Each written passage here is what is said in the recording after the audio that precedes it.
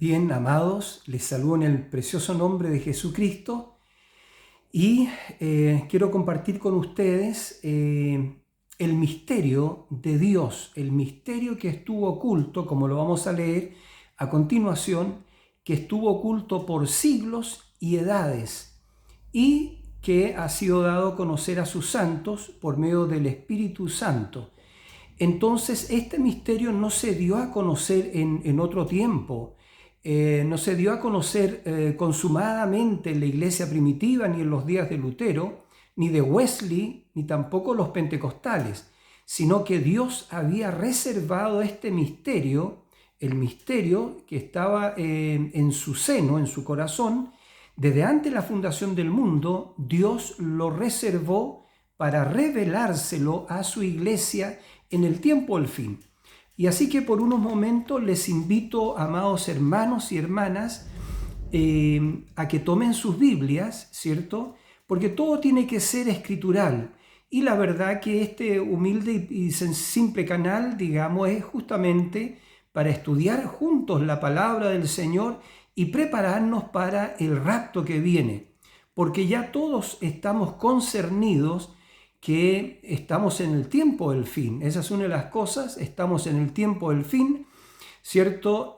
Una de las señales más relevantes que Dios nos dejó en las Escrituras fue justamente de que Israel estaría en su tierra, en su propia tierra, y que las naciones, eso es profecía, amados, y que las naciones se juntarían en contra de Israel, pero que Dios pelearía por su pueblo como peleó en los días de la batalla. Entonces estamos en el tiempo del fin y la higuera reverdeciendo, que la higuera no es otra cosa que Israel, ¿cierto? La higuera reverdeciendo era una de las grandes señales del tiempo del fin, ¿cierto? Y lo otro es la venida de Elías, el profeta.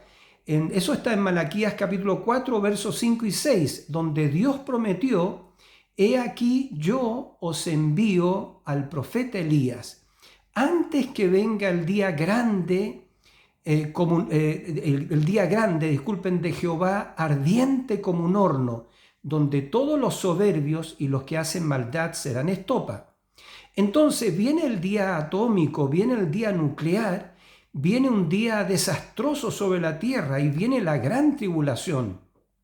Pero antes de eso, como dice la Biblia, Dios prometió enviar al profeta Elías con un mensaje de restauración. Y también en su mensaje, ¿cierto? El mensaje que Dios le daría a este profeta, también sería revelado este misterio, todo lo misterio, pero particularmente este misterio que estaba en el seno de Dios desde antes de la fundación del mundo. Entonces leo acá, para tomar como base lo que vamos a compartir por unos momentos, en Colosenses capítulo 1, versículo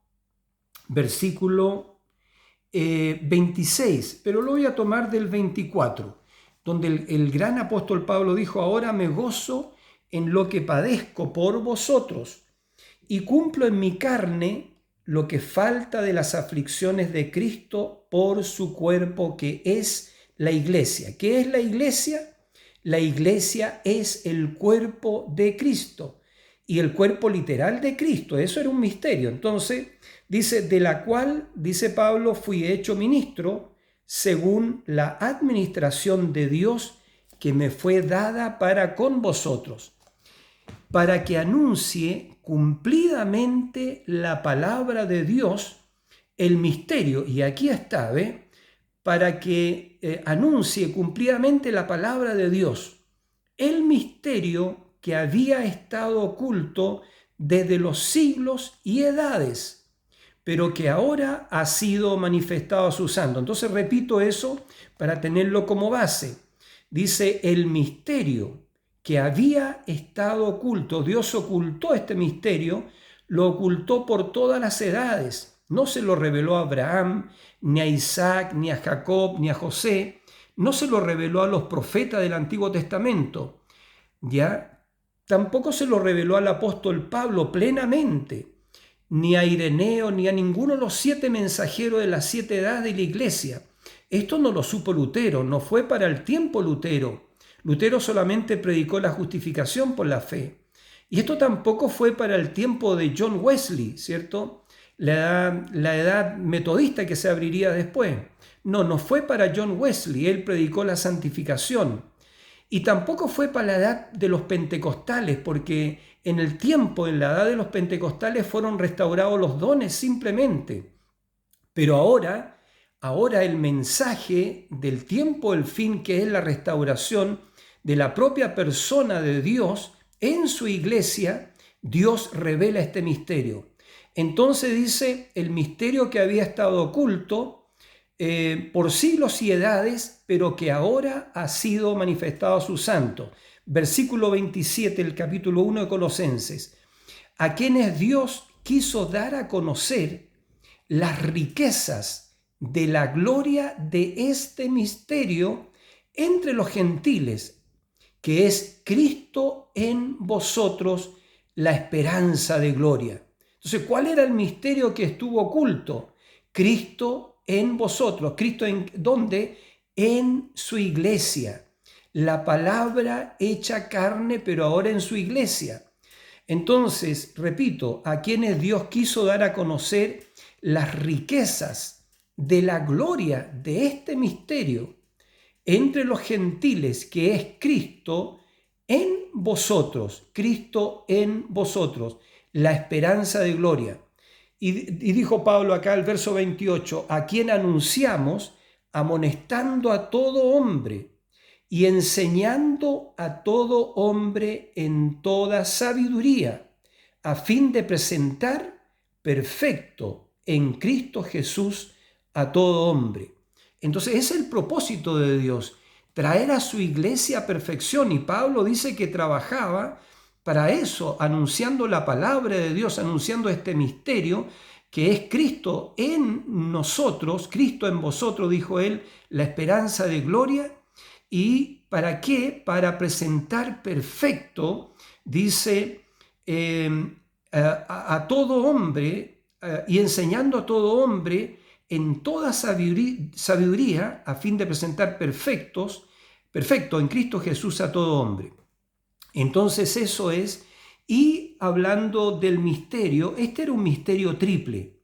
Y cuando esto fue antes de la fundación del mundo, cuando aún Dios no había creado partículas, átomos, constelaciones, galaxias, dimensiones, ángeles, arcángeles, serafines, no había creado nada.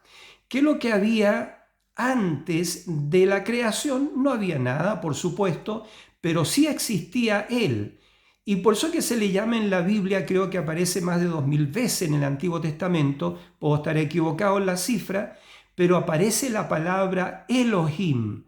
Y Elohim significa el autoexistente, el que existe en sí mismo. Entonces Él, cuando Él era Elohim, ¿cierto? El autoexistente, Él tenía un propósito en su corazón, en su seno. Y ese era un propósito triple. Y este propósito triple es el que hemos dicho recién, que Dios lo escondió a través de todas las edades, pero que ahora, en este tiempo del fin, Él lo revelaría completamente. Y Él estaría esperando que nosotros entendiésemos este misterio cabalmente para traer la dinámica del misterio. Entonces, y no retengamos que el misterio oculto es Cristo en nosotros, la esperanza de gloria. Entonces, ¿y quién es Cristo? La Biblia dice en San Juan 1, vamos a empezar a leer un poco, de acuerdo a cómo Dios nos vaya guiando, ¿cierto? En San Juan capítulo 1, dice, en el principio era el verbo, pero lo vamos a leer mejor, en el principio era el verbo, y el verbo era con Dios, lo leo, en el principio era el verbo, y el verbo era con Dios, y el verbo era Dios. Eso fue en el principio. Entonces el gran espíritu Elohim, ¿cierto? Lo primero que expresó en el principio fue el Logos. ¿Por qué? Porque el logos es la palabra, es el verbo. Y cuando él empezó a hablar, empezó a crear, ¿cierto? Porque en este propósito triple, él quería darse a conocer. Él quería compartir su vida eterna.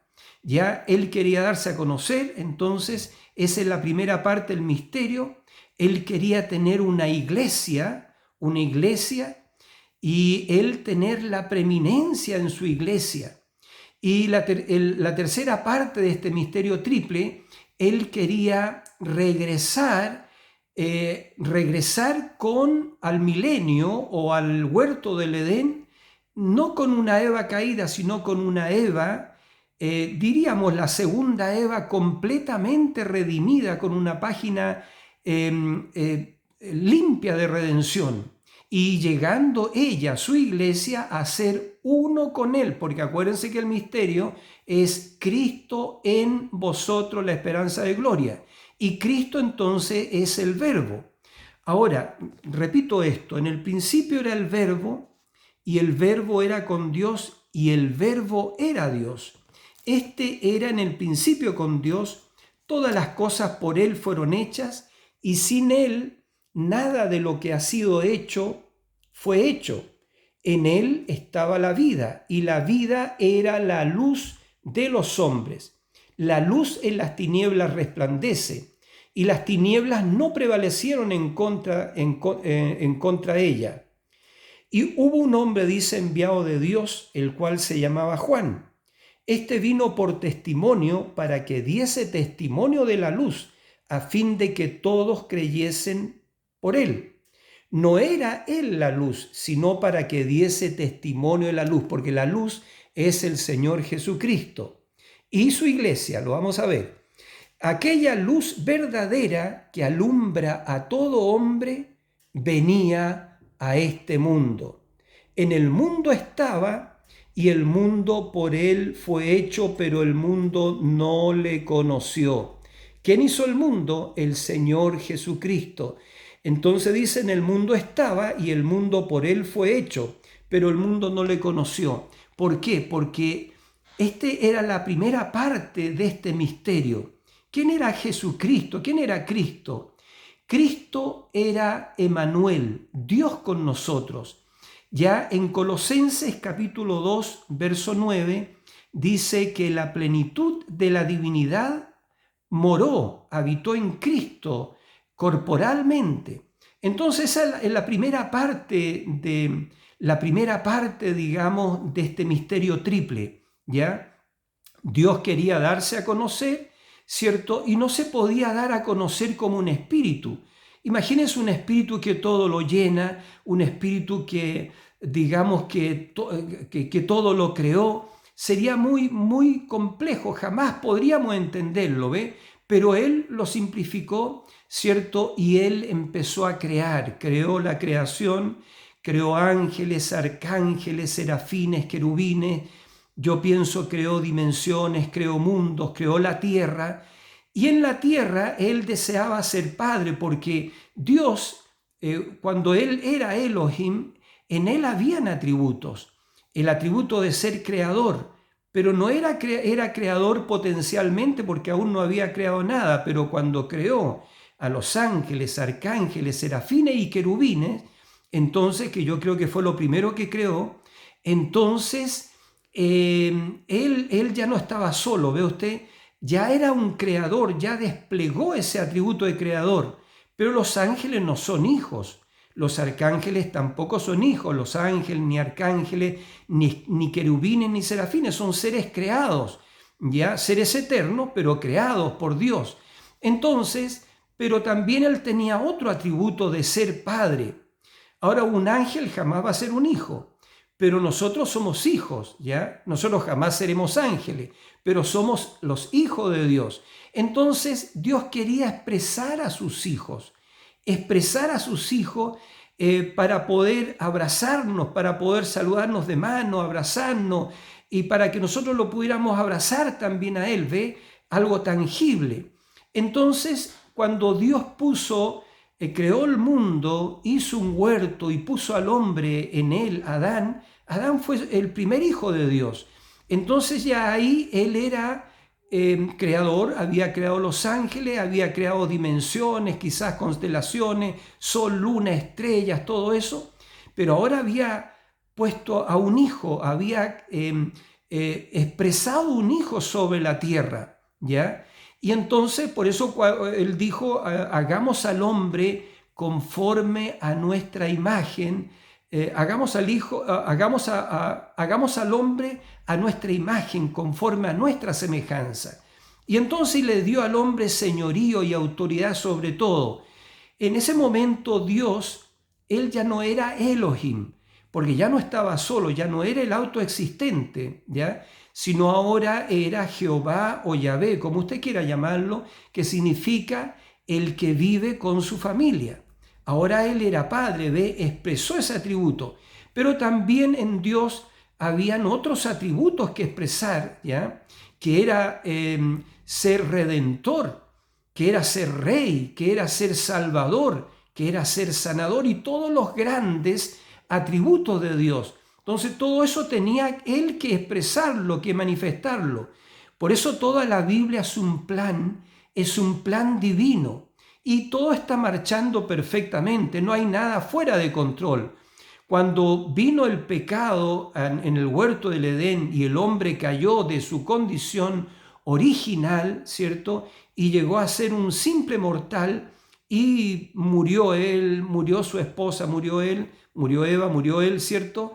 Entonces, Dios sabía eso, Dios sabía que Adán iba a caer, Dios sabía que la serpiente, que Satanás, iba a usar a la serpiente en el Edén. Y Dios sabía de antemano que la serpiente seduciría a Eva, ¿cierto? Y que sembraría vicariamente un hijo a través del concurso de la serpiente, sembraría un hijo en ese vientre. Y ese hijo se llamó Caín. Entonces, Caín no fue hijo de Adán, por supuesto que no. Porque ahí en 1 Juan capítulo 3, verso 10, dice la Biblia, no como Caín, que era del maligno y Adán no era el maligno. Y dice, y mató a su hermano. ¿Y por qué causa le mató? Verdaderamente fue por envidia, porque Dios no aceptó a Caín ni la ofrenda que trajo Caín. Caín trajo una ofrenda de fruta, porque él pensó que la caída, que sus padres habían sido echados fuera del huerto porque habían comido alguna fruta, una manzana o una mezcla de durazno con manzana, yo no sé, pero Caín pensó eso. Y hasta el día de hoy la descendencia de Caín piensa lo mismo, que la salida, la expulsión del huerto del Edén fue por comer una fruta o alguna cosa así. Pero Abel tuvo una revelación, Dios le dio una revelación. Y nosotros volvemos, ¿cierto?, de nuestro estado caído, volvemos a una condición, volvemos al Edén y a esa condición en la cual estaba Adán antes de la caída, justamente a través de esta revelación que Dios le dio a Abel. Abel supo que no eran manzanas, ya que no eran peras, ni albaricoques, ni alguna fruta natural, sino que Abel supo que era sangre. Ya la sangre se había mezclado, ¿cierto?, con, digamos, el género humano. Y entonces, ¿qué es lo que hizo Abel? Abel trajo un cordero y con una piedra filuda, quiero decir, un pedernal creo que es, ¿cierto?, lo hirió en el cuello al pobre corderito y el corderito murió en el altar de Abel y la sangre regaba el altar. Y Dios cuando mira eso, la Biblia dice que miró con agrado a Abel y a su ofrenda.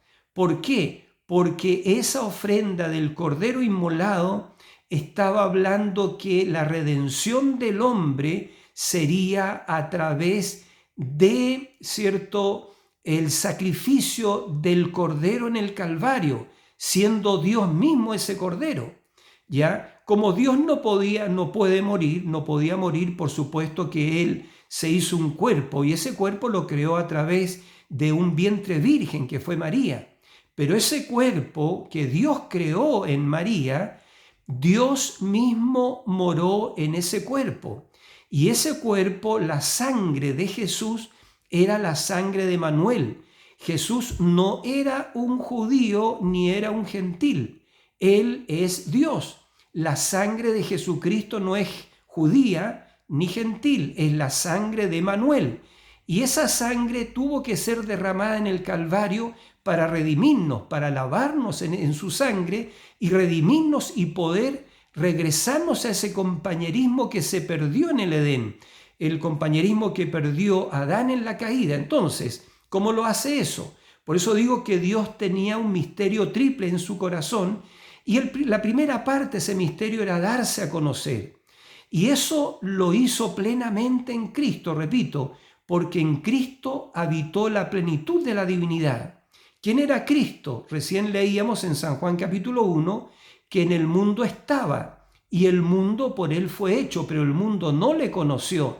¿Quién era el que estaba en el mundo? Dios mismo, Emmanuel, Dios con nosotros, pero de una forma tan simple. Pero era Dios el Verbo hecho carne, porque Dios y la palabra son una sola cosa. El Verbo y Dios, o el Verbo que es su propia palabra y Dios son lo mismo. Entonces, esa es la primera parte del misterio triple de Dios. La segunda parte es tener la preeminencia en su iglesia, su cuerpo, por medio del bautismo del Espíritu Santo. Ahora, el bautismo del Espíritu Santo no es hablar en lenguas, el bautismo del Espíritu Santo no es manifestar un don del Espíritu, el bautismo del Espíritu Santo es la persona de Cristo, es su persona, es Cristo viviendo en nosotros. Por eso que el misterio era Cristo en nosotros, la esperanza de gloria. Ahora, ¿cómo nosotros podemos recibir el bautismo del Espíritu Santo? Viene primero, Dios tiene un orden, ¿cierto? Disculpen, lo primero que Dios hace con su Hijo, que lo está llamando a esta herencia tan grande, porque nosotros somos herederos de Dios y coherederos con Cristo. Eso está en el capítulo 8 Romanos. Somos herederos de Dios, nuestra herencia es Dios. Ahora, pero ¿cómo llegamos a ser parte de esta segunda parte del misterio de Dios? La segunda parte del misterio de Dios, entonces, repito, era que Él, Dios, quería tener la preeminencia en su iglesia, su cuerpo, ¿ya? ¿Y cómo lo haría? Por medio del bautismo del Espíritu Santo, estoy repitiendo. ¿Y cómo llegamos a recibir el Espíritu Santo? Bueno, obedeciendo su palabra, porque Dios le da su Espíritu, dice en el libro Los Hechos, a aquellos que le obedecen. Entonces tenemos que obedecer la palabra. Y la palabra, ¿cierto? Para poder recibir el Espíritu Santo, Dios tiene 3 etapas. La primera etapa, ¿cierto?, es la justificación por la fe o el bautismo en agua en el nombre del Señor Jesucristo. Eso usted lo encuentra en el capítulo 2 del libro de los Hechos, versículo 38. ¿Ya? En Hechos capítulo 2, verso 38, ya dice así: Pedro les dijo: arrepentíos y bautícese cada uno de vosotros en el nombre de Jesucristo para perdón de los pecados, y recibiréis el don del Espíritu Santo, porque el perdón de los pecados viene por su nombre, por invocar el nombre del Señor Jesucristo, porque no hay otro nombre debajo del cielo dado a los hombres en el cual podamos ser salvos. Entonces, la remisión, el perdón de pecados es por medio del nombre de Jesucristo. Ya, por eso usted no se puede bautizar en título de Padre, Hijo y Espíritu Santo. No. Es un bautismo adulterino que no se encuentra en la Biblia. El bautismo cristiano apostólico es bautizarse invocando el nombre de nuestro Salvador y nuestro Libertador y nuestro Dios y nuestro todo, que es el Señor Jesucristo. Repito, Hechos 2:38, Pedro les dijo: arrepentíos y bautícese cada uno de vosotros en el nombre de Jesucristo para perdón de los pecados, y recibiréis el don del Espíritu Santo. Porque para vosotros es la promesa y para vuestros hijos, y para todos los que están lejos, para cuantos el Señor nuestro Dios llamare. Entonces ahí está la receta apostólica, ¿ve? Ahí está la receta que Dios nos dio, ¿cierto? Para poder recibir el bautismo del Espíritu Santo. Entonces, lo primero es la justificación por la fe.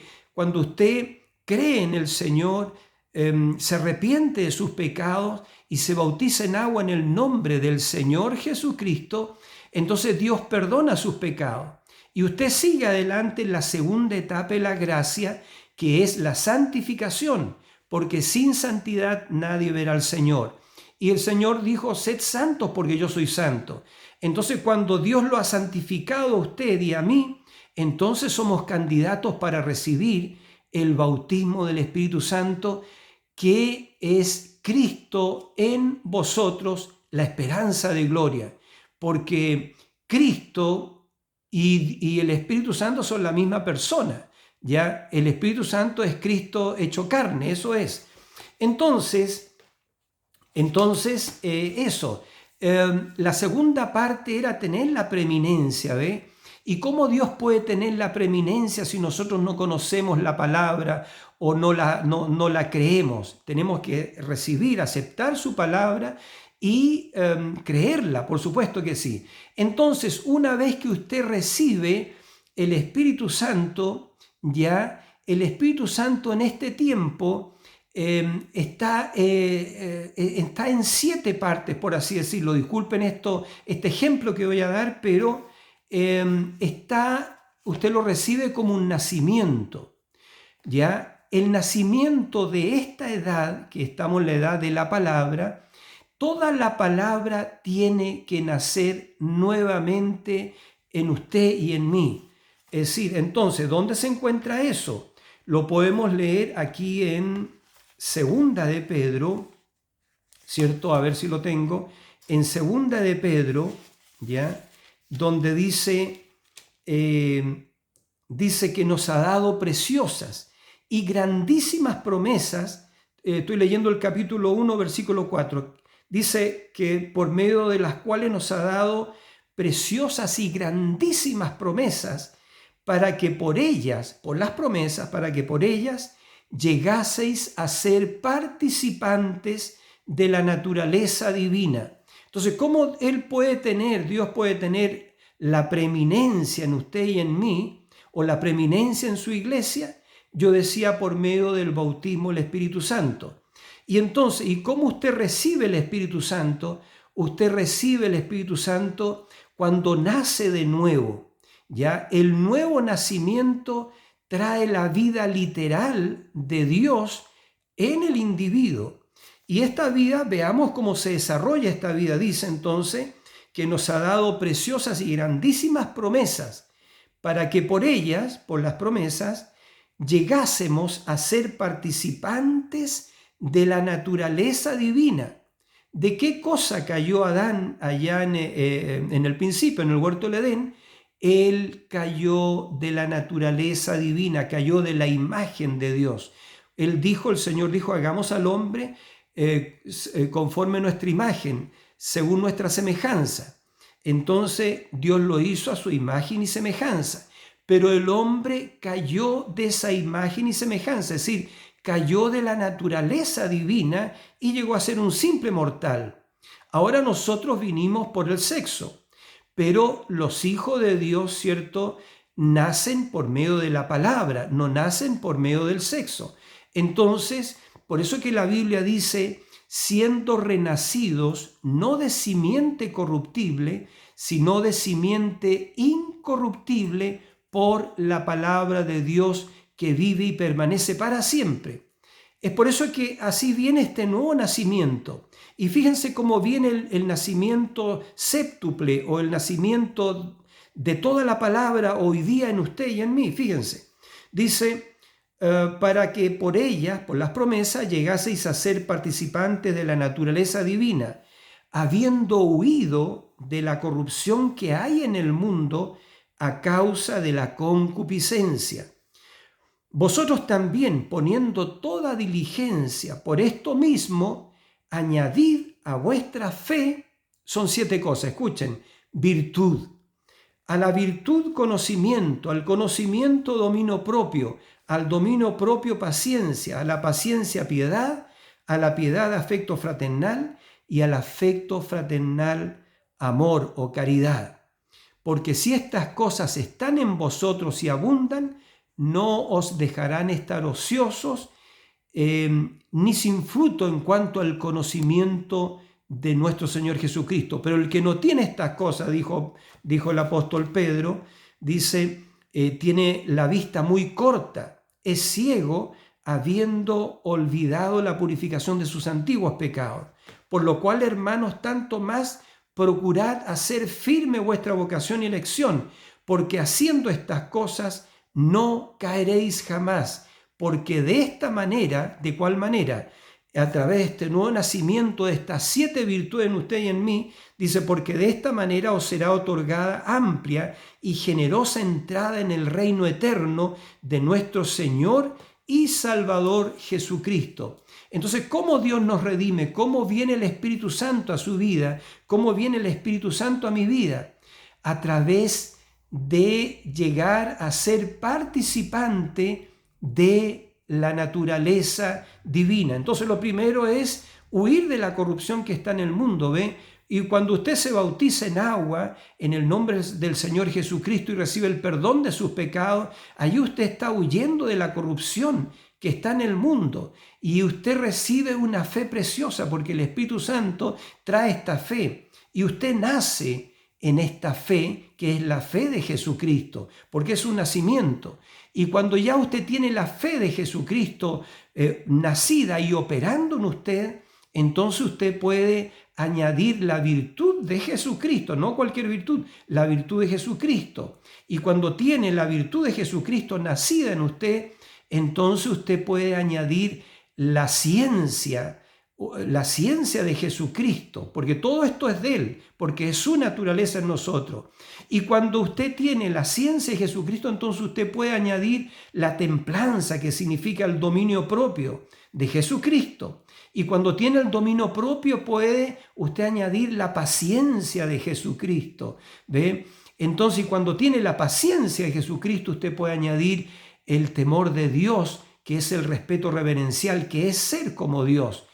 Ser como Dios, ahora usted dirá, pero ¿cómo podemos ser como Dios? Sí, en Mateo 5:48 dice, sed pues vosotros perfectos, como vuestro Padre que está en los cielos es perfecto. Entonces es el temor de Dios, ¿ve? Y cuando usted tiene el temor de Dios que ha nacido en usted, entonces usted tiene que añadir el amor fraternal de Jesucristo, ¿ya? Y cuando tiene el amor fraternal de Jesucristo, es decir, la naturaleza divina que ha nacido en usted, entonces usted tiene que añadir caridad. Y para los hermanos que estamos en el mensaje, creyendo el mensaje del tiempo del fin, caridad es la piedra de corona, es la piedra que fue desechada por los edificadores, es la cabeza del ángulo. Porque nosotros, amados hermanos, fíjese, somos construidos, dice acá en 1 Pedro, he aquí pongo, en el capítulo 2, verso 6, he aquí pongo en Sión la principal piedra del ángulo, escogida, preciosa, y el que creyere en él no será avergonzado. Para vosotros, pues, los que creéis, él es precioso, pero para los que no creen, la piedra que los edificadores desecharon ha venido a ser cabeza del ángulo, y piedra de tropiezo, y roca que hace caer, porque tropiezan en la palabra, siendo desobedientes, dice, a lo cual fueron también destinados. Hay personas que han sido destinadas y tropiezan con la palabra, ¿ve? Pero dice, más vosotros sois linaje escogido, real sacerdocio, nación santa, pueblo adquirido por Dios, para que anunciéis las virtudes de aquel que os llamó de las tinieblas a su luz admirable. ¿Y cuáles son las virtudes de Dios? Son estas 7 virtudes. Y cuando estas 7 virtudes están en usted, están en mí, ese es el misterio que estuvo oculto por siglos y edades, que es Cristo en vosotros, la esperanza de gloria. Ahora Cristo es la deidad y Él quería tener la preeminencia, ¿cierto?, viviendo en su pueblo. Porque cuando usted tiene estas 7 virtudes de Dios, cuando usted es hecho participante de la naturaleza divina, usted llega a ser uno con Él, uno con Dios. Por eso es que Jesús dijo en aquel día: tú sabrás que yo estoy en ti y tú en mí. La cita correcta entiendo que es: en aquel día tú sabrás que yo estoy en mi Padre en mí y yo en vosotros. Y Jesús oró por eso. ¿Ven? Su ministerio terrenal, Jesús oró y dijo: Dios, Señor, te ruego que ellos sean uno, así como tú y yo somos uno. Entonces, Cristo oró para que su iglesia y Él, que es la palabra, el verbo, fuéramos uno. Por eso cuando usted y yo somos participantes de la naturaleza divina, la deidad mora en el creyente. Y por esa razón Jesucristo dijo: para el que cree todo es posible. ¿Ya? Porque la mayoría de la gente dice: sí, para Dios todo es posible para Dios, pero Dios lo puso en nosotros, porque Él dijo: para el que cree todas las cosas son posibles. Entonces, esa es la segunda parte de este misterio triple: tener la preeminencia en su cuerpo de creyentes por medio de este séptuple nuevo nacimiento, del nacimiento de las virtudes, de la naturaleza divina, que es donde Cristo viene a morar en usted. Que eso es el bautismo del Espíritu Santo. Y cuando usted tiene estas 7 virtudes, entonces viene la cabeza, que es la principal piedra del ángulo, ya escogida y preciosa, que es la piedra de corona. Y termino diciendo esto, de que usted sabe, a la pirámide, para los hermanos que creen el mensaje, Enoc dejó su testimonio en la pirámide. Y la pirámide allá en Egipto nunca le fue puesta la corona, la piedra de corona, porque la piedra de corona representó a Cristo, que fue desechado, ¿cierto? Desechado, pero algún día esa piedra volvería a ese cuerpo representado en la pirámide, que es su iglesia, y coronaría su iglesia, volvería a su iglesia y la levantaría. Entonces eso es, esa piedra rechazada es Cristo, y Él viene, ¿cierto?, secretamente a buscarnos a nosotros para coronar las pirámides de nuestras vidas, para poner la piedra de corona, y entonces el hombre y Dios llegan a ser uno solo. Ahora, ese es el misterio que estuvo oculto por siglos y edades, que repito, que es Cristo en vosotros, la esperanza de gloria.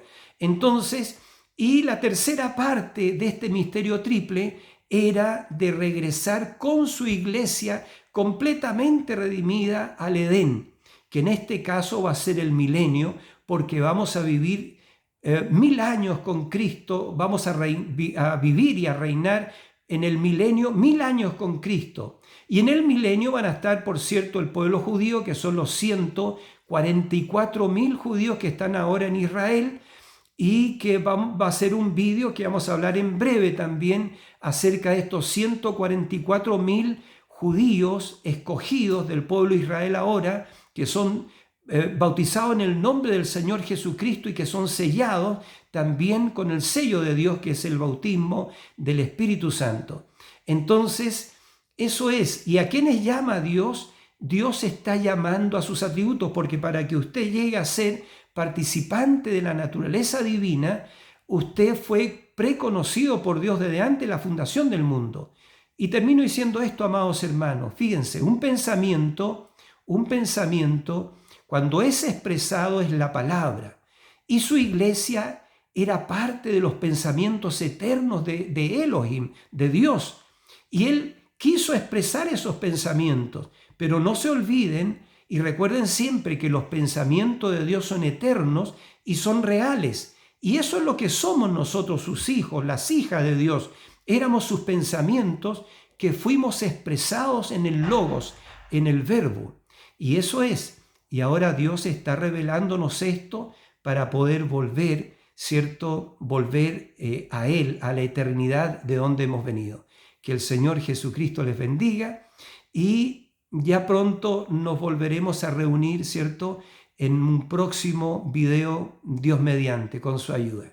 Que Dios les bendiga y meditemos en estas cosas y oremos para que esto sea manifestado para la gloria de Dios. Que el Señor Jesucristo les bendiga. Amén.